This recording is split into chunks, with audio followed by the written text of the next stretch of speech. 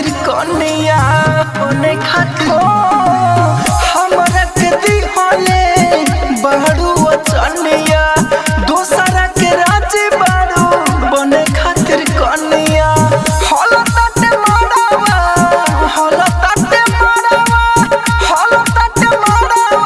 मोटिया कोड़ाई रे बोलना रे पागला अब कहाँ जाई रे बोलना रे पागला अब कहाँ जाई रे बोलना रे पगली अब कहाँ जाई रे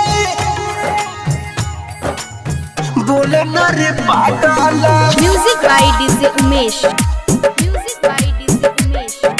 शुकीपुर कहाँ जाई रे बोलना रे पगली तोहरा खातिर अब हम तो तरसनी उससे ज्यादा रोले बानी जितना की हंसनी जितना की हंसनी हाँ तोहरा खातिर अब हम तो तरसनी उससे ज्यादा रोले बानी जितना की हंसनी जितना की हंसनी करताटे मनवा जोहर किनी खाई रे बोलना रे पागला अब कहाँ जाए रे बोलना रे पागला अब कहाँ जाए रे बोलना रे पागली अब कहाँ जाए रे। Rajdhani recording studio Belbattiya. Music by DJ Umesh. Music by DJ Umesh.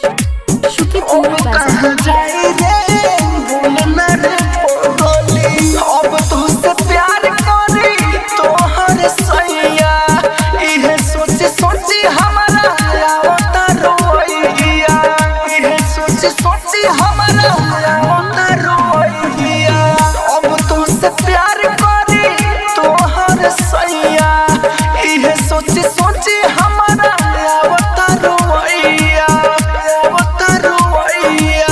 Rahul राजधानी